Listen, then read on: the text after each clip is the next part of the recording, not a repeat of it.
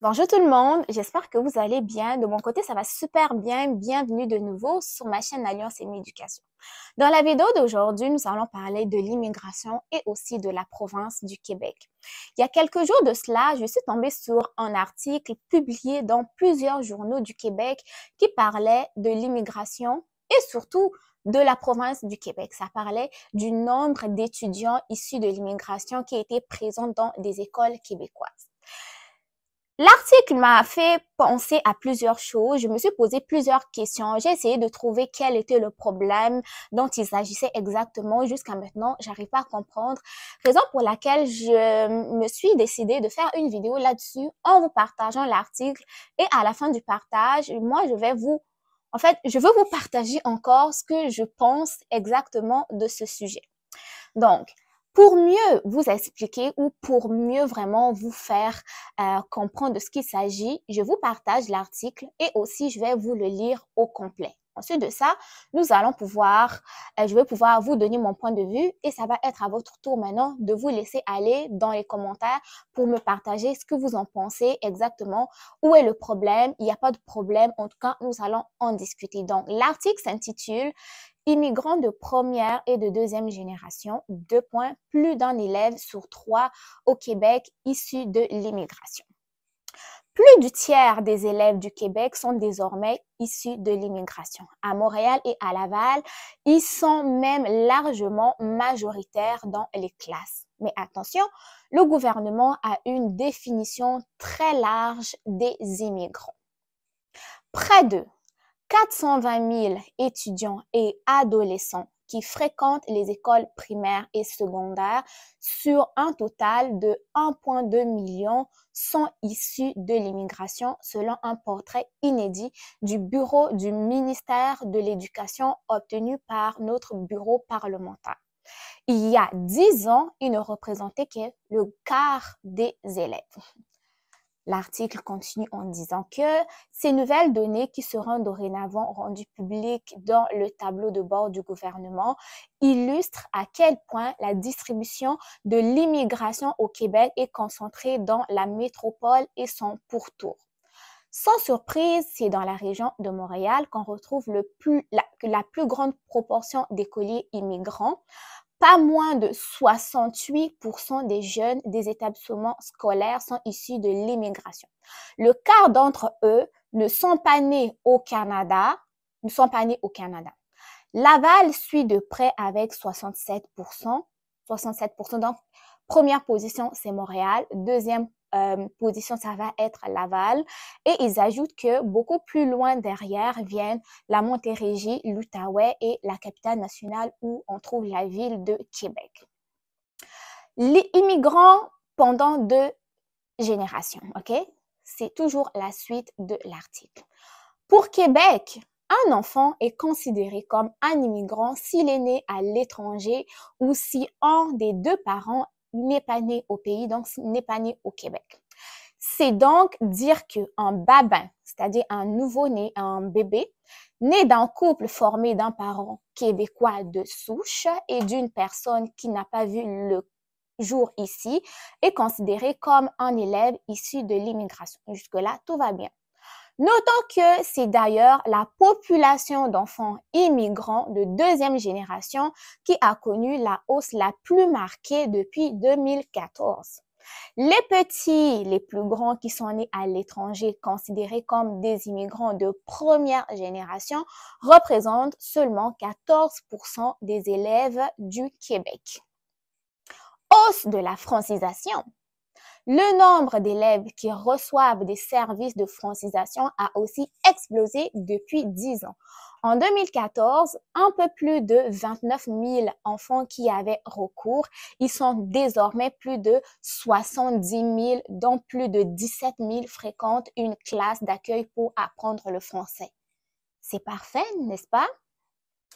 Invité à commenter ces nouvelles données, le ministre Bernard Drinville a réitéré que la hausse de l'immigration temporaire créait une pression énorme sur nos services publics et particulièrement sur nos écoles.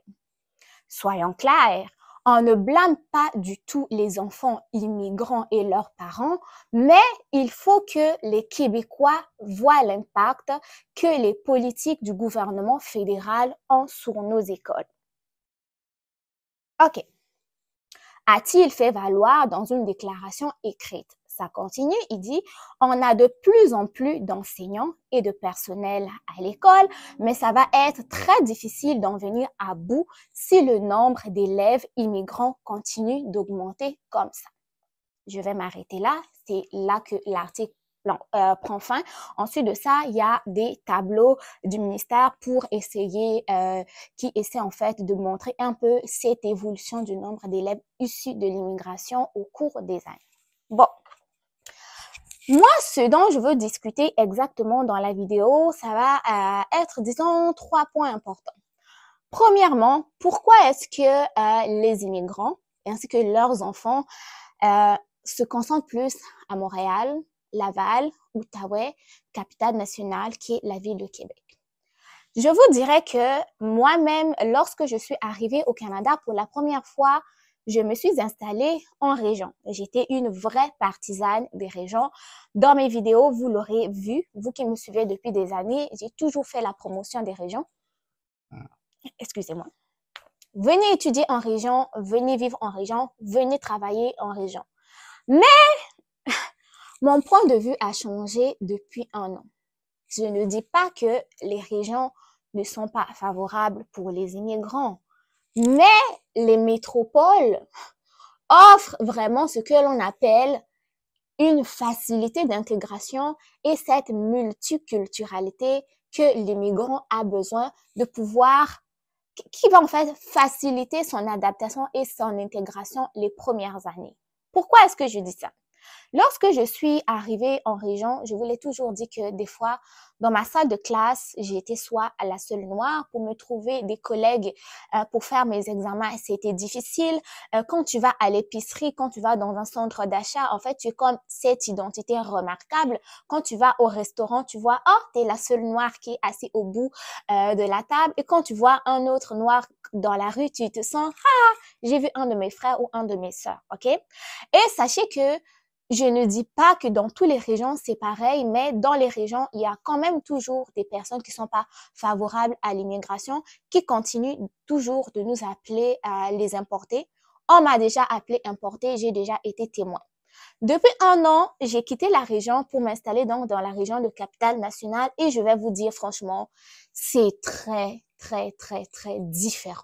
C'est très différent et je me suis dit, mais en fait, lors de mon arrivée, j'aurais dû directement m'installer soit à Montréal, Québec, pourquoi pas, mais commencer en métropole parce que j'ai l'impression que c'est pas le même Québec, c'est pas le même Canada, c'est complètement différent. Complètement différent par rapport à quoi? Complètement différent au niveau de l'intégration. Il y a plusieurs services d'accueil dans les villes, ok? Il y en a plusieurs. Et surtout, vous savez, dans un cours que j'ai suivi à l'université, dans mon cours de bac, pour avoir dans mon bac en sciences infirmières, il y avait un cours qui s'intitulait Approche adaptée, approche de personnes, famille, je me rappelle plus du titre exactement, mais j'ai retenu une phrase qui me marque toujours jusqu'à aujourd'hui, qui dit que nous, en fait, nous les êtres humains, nous sommes des êtres de sens et de relation. Et cette phrase, en fait, je comprends tout son sens depuis que je vis en ville. En ville, tu ne te sens pas seul. Il y a tellement plusieurs communautés que tu ne vas jamais te sentir seul. En région, tu te sens seul parce que tu es le seul immigrant, ok? Il n'y a pas vraiment de service adapté à tes besoins. OK? Il n'y a pas vraiment de service adapté à tes besoins. Ici, quand je dis adapté à tes besoins, je parle des services d'accompagnement, je parle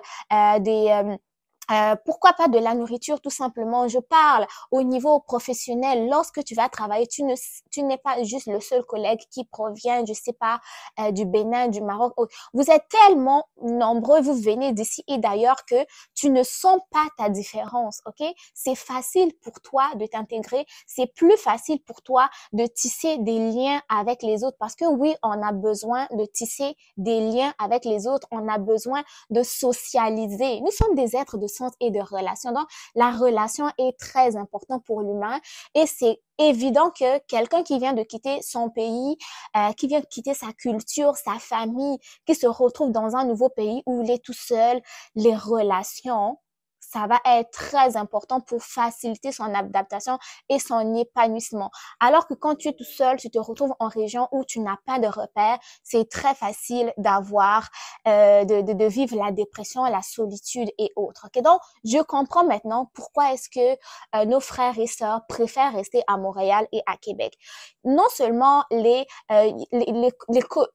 commodités, je pourrais dire, transport en commun, c'est plus facile, la nourriture, c'est plus facile, parce que oui, même si on, on immigre dans un nouveau pays, on adopte la culture du nouveau pays, mais c'est pas pour autant que notre identité s'efface. On s'intègre, mais on ne vient pas pour s'acculturer, quoi, ok? On ne vient pas complètement, on jette notre identité, notre culture pour devenir des Québécois de souche, non. Nous sommes des Québécois issus de l'immigration, comme on nous le dit dans l'article, même si ça va faire 10 ans, 20 ans qu'on va être ici, on va devenir des citoyens, nous allons être des citoyens issus de l'immigration quand même, ok? Donc oui, nous allons nous adapter à la culture de la province et autres, mais nous avons toujours notre culture à nous qui reste parce que c'est ça qui fait en fait notre identité. Et j'ai remarqué que c'est très facile vraiment de pouvoir s'adapter, s'intégrer au début lorsque tu commences par les grandes régions et par la suite, tu peux décider d'aller en ville, pardon. C'est très facile lorsque tu commences en ville. Ensuite de ça, tu vas en région. Mais c'est très compliqué quand tu commences en région, ok? Parce que la plupart du temps, les gens qui sont en région sont des gens qui ont leur maison, qui ont une carrière, qui ne se cherchent pas au début. Et quand tu quittes la région pour venir en ville, tu vois que c'est autre chose. En fait, c'est comme si tu apprends à vivre en ville, ok? Il faut que tu réapprennes comment est-ce que ça se passe, le système de transport. Oh, il faut que je prenne le bus, il faut que je prenne le métro, il faut que je fasse ceci, il faut que je fasse là. Les heures de bus, c'est par là. En fait, moi, je vais vous dire que j'ai vécu plus de 5 ans en région, plusieurs années, hein. Plusieurs années, je vais vous dire combien d'années là. Plus de 9 ans en région et tout. Mais quand je suis arrivée à la capitale nationale, franchement, je me suis sentie dépaysée. Et ce que je voulais aussi vous dire que pourquoi est-ce que je comprends maintenant, c'est parce que même dans mon lieu de travail, c'est tellement chaleureux, c'est tellement interculturel, en fait, on vient tellement tous d'ici et d'ailleurs, on forme tellement un bon mélange, une bonne cohésion dans le travail, c'est waouh. Moi, franchement, j'adore et je ne vous dirai plus, je ne ferai plus d'éloges. Oh, allez en région et tout. Hey, quand vous allez venir faire, faites ce que vous voulez. Si vous voulez commencer en ville, vous voulez commencer en ville. Si vous voulez commencer en région aussi, ça va être à vous de décider parce que moi, aujourd'hui, là, j'ai changé d'avis. J'ai changé d'avis. C'est sûr que oui, en ville, on va être saturé là, mais chacun va trouver sa place, ok? Chacun va trouver sa place. On n'a qu'à se serrer comme les sardines, mais franchement, aujourd'hui, je comprends pourquoi est-ce que je comprends pourquoi est-ce que certaines personnes préfèrent rester en ville, même s'il n'y a pas de travail et tout. À un moment donné, le sentiment d'appartenance, comment on dit, l'épanouissement qu'on a en ville là, c'est pas la même chose qu'en région. Franchement, de ce côté-là, je comprends pourquoi est-ce qu'il y a plus d'étudiants à Laval et à Capitale-Nationale et je comprends pourquoi est-ce que les parents préfèrent rester là. Deuxième sujet dont je voulais parler, c'est la francisation. C'est la francisation. Au Québec, on se plaint toujours, ah, le français va disparaître, le français va disparaître, le français va disparaître, le français va disparaître. Maintenant, s'il y a plus d'élèves, plus d'étudiants qui ont recours à des services en français en francisation, mais ils sont nombreux, c'est quoi le problème? C'est pas ce qu'on veut, c'est pas ce que le gouvernement veut, c'est parce que la population québécoise veut garder ce français-là. Ça, c'était le deuxième point. Jusque-là, je n'ai pas vu le problème concernant, oui, le nombre d'étudiants, d'élèves qu'il y a à Montréal. Oui, ça fait beaucoup. Bon, vous voulez que quoi? Les parents décident d'aller en région pour diminuer le nombre d'élèves à Montréal, alors qu'en région, est-ce qu'ils vont trouver le travail? Est-ce qu'il y a des services qui sont adaptés là-bas? Point d'interrogation. Deuxièmement, il y a augmentation de consommation, plus de services en français. N'est-ce pas ce que le Québec veut? Le Québec veut qu'on parle français, on veut garder le français, mais si au secondaire et au primaire, on commence déjà à avoir plus d'élèves, plus d'étudiants qui qui ont recours à des services en français. Ça veut simplement dire que quand ils vont arriver au cégep, à l'université, c'est toujours le français qui va être expansionné, si c'est le mot qui convient. Donc, de ce côté-là aussi, je ne vois aucun problème. Bon, troisième point de vue, troisième question ou questionnement, je me pose. En fait, cet article, quel est le problème réel que l'article voulait nous montrer? Jusque-là, ce que j'ai vu, c'est simplement que les immigrants, que ce soit les immigrants, comme on dit, de première génération ou deuxième génération, vont à l'école. Ils étudient. Ils étudient pour avoir un diplôme, suivre une formation plus tard, aller à l'université, pouvoir réduire cette pénurie de main-d'œuvre que le Québec a connue depuis plusieurs années. Ça va être ces mêmes élèves-là qui sont au primaire, à secondaire, dans plusieurs années, vont venir remplacer les personnes qui vont prendre leur retraite. Ces élèves et étudiants-là que dans plusieurs années, ils vont permettre au programme d'études au niveau du Québec de continuer à exister, vu que le Québec ne veut plus, en fait, le Québec veut réduire vraiment le nombre d'étudiants étrangers, le nombre d'immigrants et autres. Ben, où est le problème si les élèves, si ces enfants-là, des immigrants vont à l'école? C'est quoi le problème? Comment est-ce qu'on peut dire que, il y a de la pression? Si c'était l'effet contraire, alors là, j'aurais compris que les immigrants arrivent avec leurs enfants, mais ils étudient pas. Peut-être que ils sont là, ils sont venus. On ne voit pas trop. Ça va être quoi leur utilité plus tard pour le Québec et tout. Peut-être les Québécois étudient plus que les immigrants et autres, mais les immigrants sont là avec quand même de la volonté, de la passion, la détermination pour aller étudier, pour plus tard toujours participer à quoi? Au développement du Québec. Donc là, je me demande quel est le problème exactement. Est-ce que le Québec est tout simplement dérangé par l'immigration? Si tel est le cas, on pourrait nous le dire clairement, hein, ou pas. Je pense que clairement, ça serait plutôt convenable. Mais là, il y a trop d'élèves immigrants dans les écoles. On va être surpassé ou je sais pas quoi. Il y a trop de services en français. C'est quoi le problème réellement? Donc, les gars, moi, jusque-là, en fait, j'ai fait cette vidéo. Je pense que je garde toujours mes questionnements. Je garde toujours mes questionnements. Si vous avez vraiment compris ce que l'article voulait exposer, je vous laisse le partager dans les commentaires. Est-ce que l'article veut dire que le Québec a accueilli trop d'immigrants, mais ces immigrants-là sont des immigrants qu'on voit qui sont quand même assez importants dans le sens où leurs enfants vont à l'école. Si les enfants n'allaient pas à l'école, ça c'est autre chose. Mais les enfants vont à l'école, ils apprennent le français, ils utilisent des ressources en français pour pérenniser. C'est pas toujours au Québec on disait que on fait venir les immigrants qui ne parlent pas le français et qui ne veulent pas apprendre le français. Là maintenant, pendant qu'ils utilisent les services en français, apprennent le français, ça devient un problème. Franchement, moi je ne comprends plus rien. Si vous avez compris quelque chose, en tout cas, dites-moi ce que vous avez compris, qu'est-ce que vous en pensez? À vous dans les commentaires, continuons le débat dans les commentaires. Prenez soin de vous et bon succès dans vos différentes démarches. On se retrouve très bientôt pour une nouvelle vidéo. Bye bye!